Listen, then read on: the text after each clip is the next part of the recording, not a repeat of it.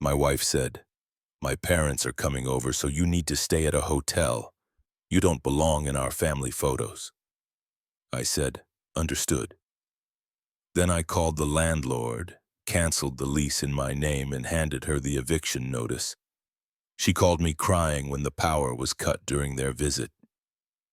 Original post, I, 34, male, have spent the last 5 years being the invisible scaffolding of my wife's life.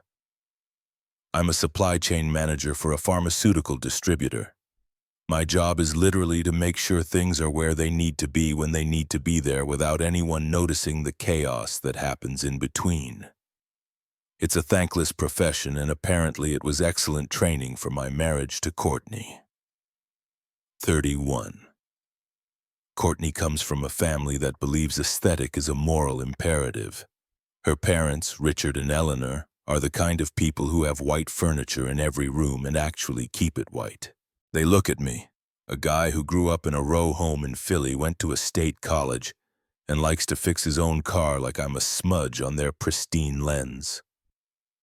We live in a luxury apartment complex downtown, floor-to-ceiling windows, concierge the works.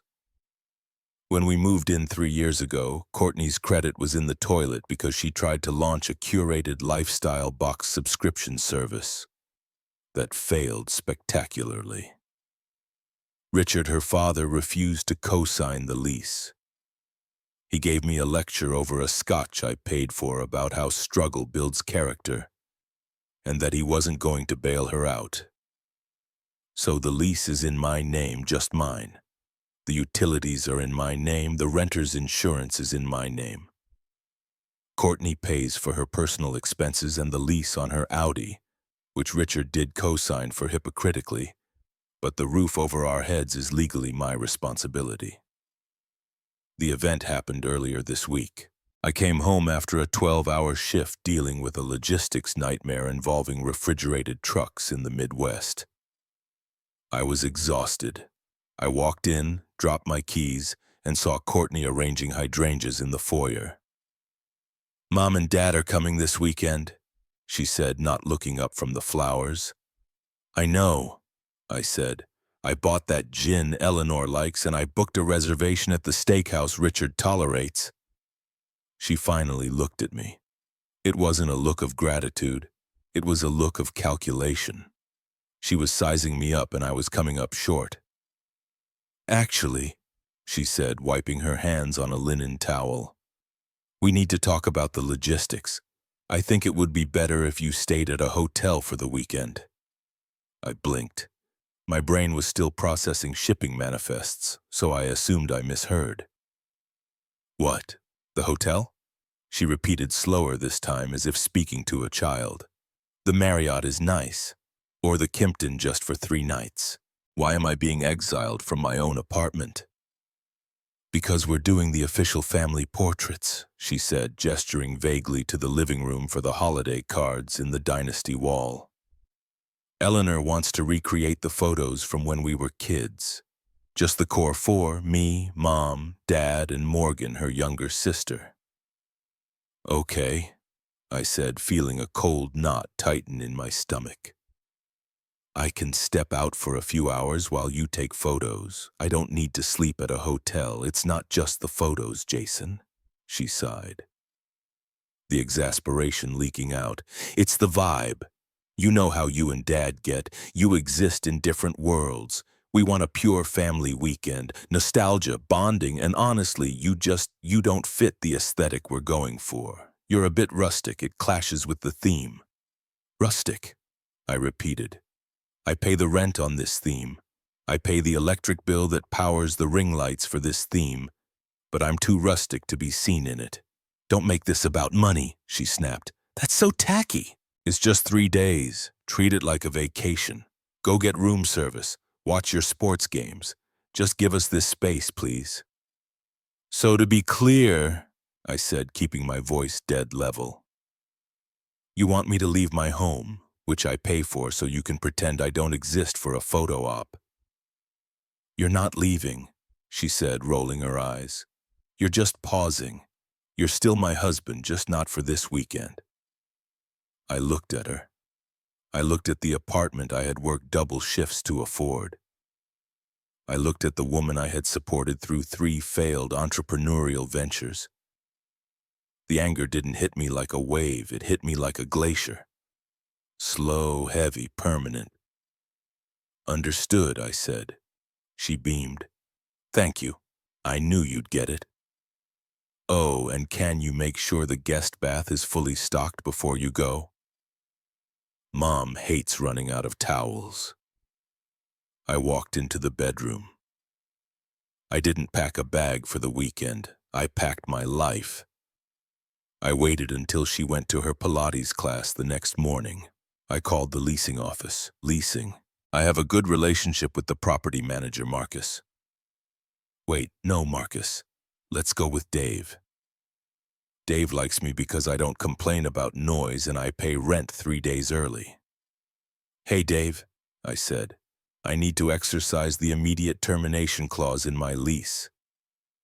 "Everything okay, Jason?" Dave asked. "Personal emergency. I'm willing to pay the break fee.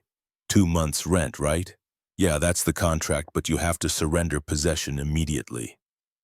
T's turned in. "Place vacant of your property." "Consider it done by tomorrow morning," I said. "It cost me $6,000 to break that lease." I wrote the check without a flinch. It was the price of freedom. I spent the rest of the day moving. I hired a same-day moving crew. Logistics is my specialty, remember? I had them pack my office, my clothes, my electronics, my kitchen gadgets, and the furniture I had purchased before the marriage, which was most of the good stuff. I moved it all into a storage unit. She didn't even notice. She was too busy on the phone with her sister discussing color palettes. The next morning, the day of the visit, I woke up before her. I put the keys on the kitchen counter. Next to the keys, I left a large manila envelope. Inside was the receipt for the lease termination fee and the official notice of surrender of premises. I also logged into the utility portal on my phone. Electric stop service date today. Internet stop service date today. Gas stop service date today. Our building has smart meters. They don't need to send a guy out. They can kill the juice remotely. I scheduled it for mid-morning, just enough time for the in-laws to arrive and get settled. I left a note on top of the envelope. "Since I don't fit the aesthetic of this family, I've decided to remove myself entirely. The lease is terminated. The utilities are canceled. The apartment is legally vacant as of this morning. Enjoy the natural light for your photos. The rustic husband." I walked out the door. I didn't look back. I checked into a business hell across town. "Not the Marriott," she suggested. I turned off my location sharing. I ordered a coffee. Then I waited. Update 1. I didn't have to wait long for the fireworks. My phone started buzzing around noon. I had silenced the ringer, but watching the notifications stack up was a dark sort of entertainment. 18 missed calls from Courtney, 5 missed calls from Richard, 3 missed calls from Eleanor, 12 text messages. I let them marinate for a bit. I wanted the full picture before I engaged. I ordered lunch, a burger, very rustic, and scrolled through the texts. "Where is the coffee maker? The expensive one. Did you take it? The Wi-Fi is down. I can't stream the mood playlist. Fix it. The AC just shut off. It's getting stuffy in here." "What is going on? Found your note. Is this a sick joke?" "Call me, Jason. This is childish behavior. Turn the power back on immediately. We have guests coming. We are trying to do makeup and there is no light in the bathroom. Unacceptable." "Dave just knocked on the door. He says we have to leave. He says you surrendered the apartment." That was the one I was waiting for. Dave, efficient as ever. I finally answered the phone when Courtney called for the 19th time. I put it on speaker so I could eat my fries. "Jason." She wasn't crying yet, but she was at that pitch just before the tears start. Pure, unadulterated rage. "What have you done?" Dave is standing here with a clipboard telling my father we are trespassing. "Hello, Courtney," I said, dipping a fry in ketchup. "I hope the family reunion is going well." "Stop it! Stop it right now! Why is the power out? Why did you cancel the lease? You asked me to leave, I said calmly. You said I didn't belong in the family picture. You said I didn't fit the aesthetic. I realized you were right. I don't belong there. Since the apartment lease is in my name and only my name, I decided to remove myself from the equation entirely. I meant for the weekend, not forever, and certainly not while my parents are here. You can't have it both ways, I said. You can't treat me like a wallet that pays for your stage sets and then kick me off the stage when the curtain goes up. I paid the break fee. I'm out. Legally, that apartment is back in the possession of the management company. But where are we supposed to go? She shrieked. We have the photographer coming in an hour. We have outfits. I hear the Marriott is nice, I said. Or maybe Richard can use some of that character-building wisdom to figure out a solution. He's a smart guy. He is threatening to sue you. He's screaming at Dave. Let me talk to Dave, I said. There was a shuffling noise, and then Dave's voice came on the line. He sounded tired. Hey, Jason, I've got a situation here. Mr. Hawthorne is refusing to vacate. He says he has tenant rights. He's not a tenant, Dave. You have the lease. You have the termination receipt. He's a guest of a tenant who no longer resides there. And the power is out because the account holder, me, closed the account. Yeah, that's what I told him. Dave sighed. Look, the liability here is a nightmare. No lights, no insurance on the unit anymore. I'm going to have to call PD if they don't move. I can't have squatters in a dark unit. Do what you have to do, Dave. I'm sorry for the hassle. Not your fault, man. Enjoy your freedom. I hung up. About 2 hours later, I got a text from a neighbor I'm friendly with. Let's call him Mike. Mike sent a video. It showed the Hawthorne clan standing on the sidewalk in front of the building. It was a hot day, unseasonably warm for the season. Courtney was sitting on a pile of Louis Vuitton luggage, weeping into her hands. Eleanor was fanning herself with a clutch purse, looking like she smelled something rotting. Richard was red-faced, yelling at a police officer who looked entirely unimpressed. And the best part, the photographer, a guy with a massive camera rig, was packing his gear into his hatchback, clearly bailing on the gig because there was nowhere to shoot. I zoomed in on the video. The aesthetic was definitely ruined. That night, I received an email from Richard. Subject, demand for reimbursement. Jason, your stunt today was reprehensible. You have humiliated my daughter and inconvenienced my wife. We have checked into the Four Seasons. I expect you to reimburse me for the cost of 2 suites for 3 nights plus the photographer's cancellation fee. The total is $5,800. Send the wire immediately or I will involve my legal team. I replied, Richard, I did not book the Four Seasons. I did not hire the photographer. I am not responsible for your lifestyle choices. As you once told me, facing the consequences of financial decisions is character building. Consider this a building exercise. Do not contact me again. I slept better that night than I have in 3 years. Update 2. It's been a week since the great eviction. I've moved from the hotel into a short-term rental. A loft in the industrial district. Exposed brick, concrete floors, very rustic. I love it. The silence from Courtney lasted exactly 24 hours after the sidewalk incident. Then the panic set in. She realized that without the apartment and without my income, she is effectively homeless and broke. Remember, her job is being a freelance brand consultant for startups that pay her in exposure and product samples. She started blowing up my phone with alternating strategies. First came the guilt. Courtney, I can't believe you threw away our marriage over a photo. You're so fragile. If you really loved me, you would have understood that families are complicated. Me. I didn't throw it away over a photo. I threw it away because you view me as an accessory that clashes with your decor. I'm a person, Courtney. I'm the person who kept a roof over your head. Courtney. I was stressed. Mom put so much pressure on me to look perfect. You know how she is. I was just trying to survive the weekend. Me. And your survival strategy was to kick me out. You chose them. You wanted to be with them. Now you are. Then came the bargaining. Okay. Look, Dad is willing to forgive the hotel bill if you apologize and sign a new lease. We can find a different apartment, maybe something with 2 bathrooms.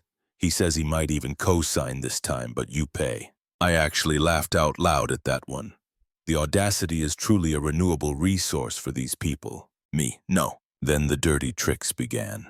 I went to work on Tuesday. I got called into the VP's office.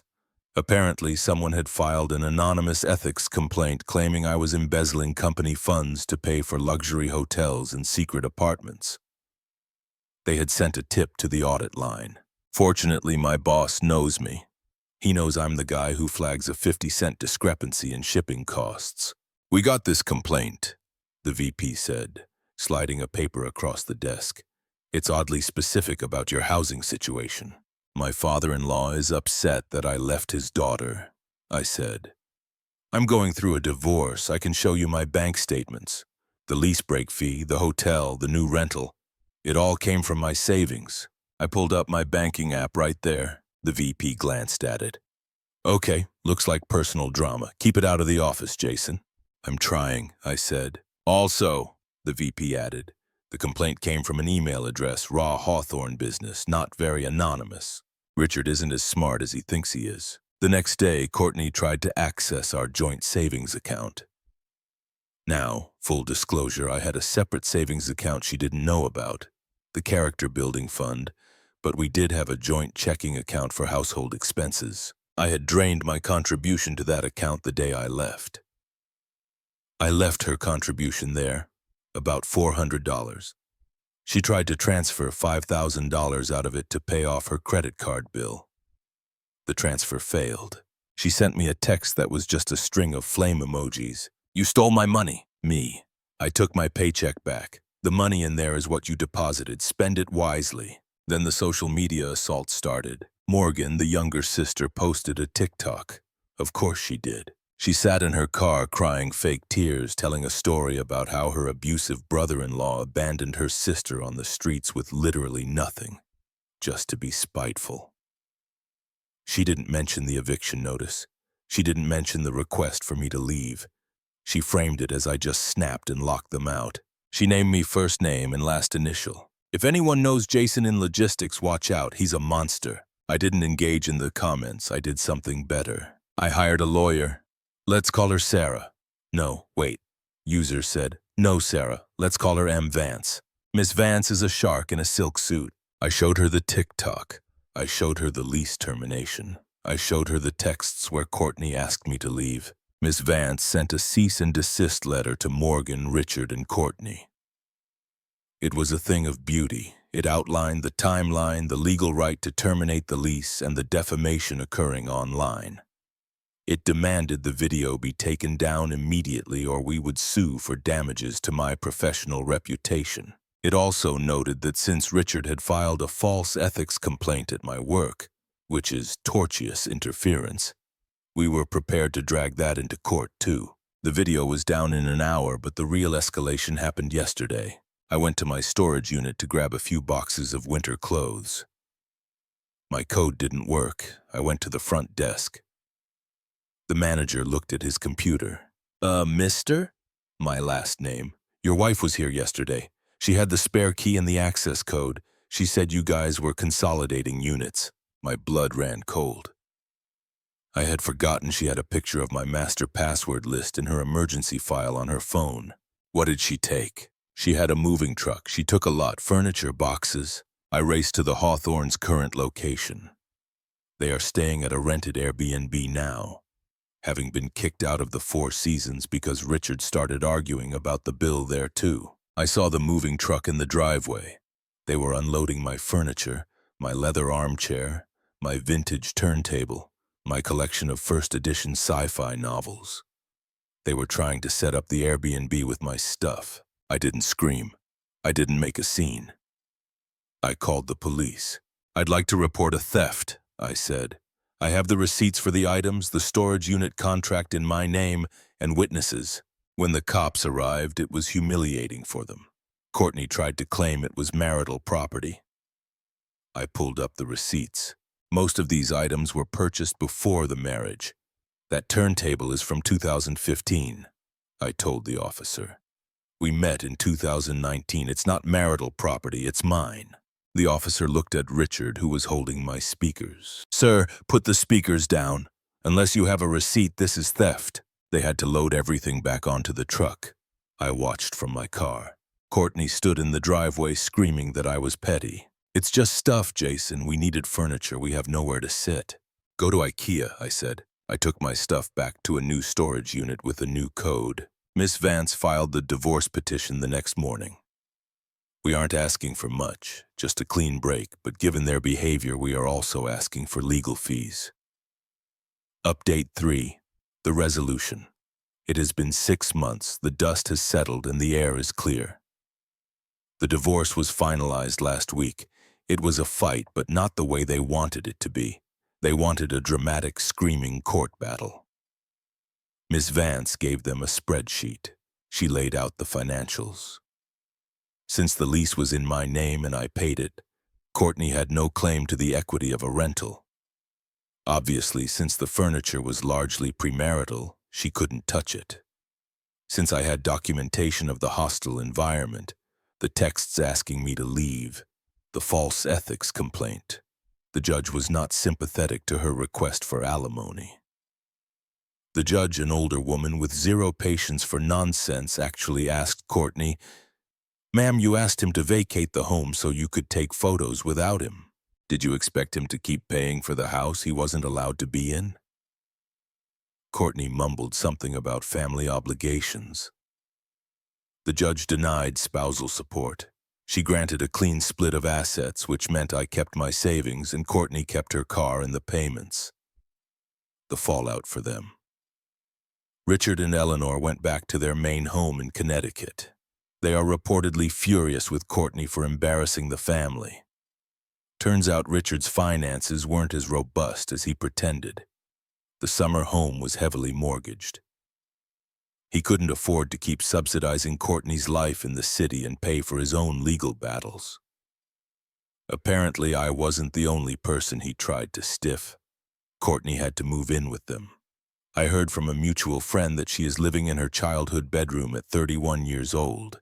She's working at a local retail boutique now because the brand consulting gig dried up when she couldn't maintain the city chic lifestyle on Instagram.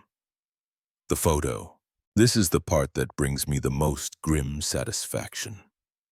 They did eventually take the family photo. They set it up in the Airbnb before they were kicked out of there too. Morgan posted it on Instagram a few weeks ago. It's a beautiful photo technically. White linens, beige sweaters, perfect lighting. But if you look closely, the energy is off. Richard looks red-faced, probably high blood pressure.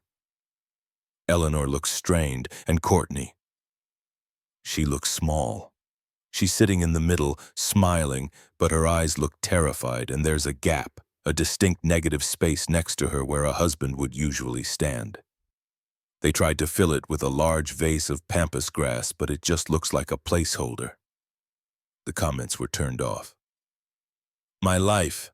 I'm still in the loft. I bought the unit. I have my furniture back. I've started dating again. Nothing serious, just testing the waters. I went on a date last week with a woman named Elena. She's an architect. We went back to my place for coffee. She looked around at the exposed brick, the leather chair, the stacks of books. This place has great bones, she said. It feels real lived in. It's a bit rustic, I joked. Rustic is good, she smiled. It means it can handle a little mess. I also got a promotion at work. The VP who handled the ethics complaint was impressed with how meticulously I documented my defense. You keep good records, Jason, he said. We need that in upper management. The raise covered the cost of the lease break fee and then some. I saw Courtney one last time. I was walking out of the lawyer's office after signing the final decree. She was walking in to sign hers. She looked tired. Her aesthetic was fraying at the edges, roots showing, coat unbuttoned. She stopped. She looked like she wanted to say something mean or maybe something begging. Was it worth it? She asked. Blowing up your life over a weekend. I looked at her, and for the first time in years, I didn't feel the need to fix anything for her. I didn't blow up my life, Courtney, I said. I just finally arranged it the way it should have been. We're family, she whispered, a last-ditch attempt at the old manipulation. No, I said. You have your family, I have my freedom. I walked past her down the steps and into the city. The sun was shining, the light was natural, and I looked just fine in it.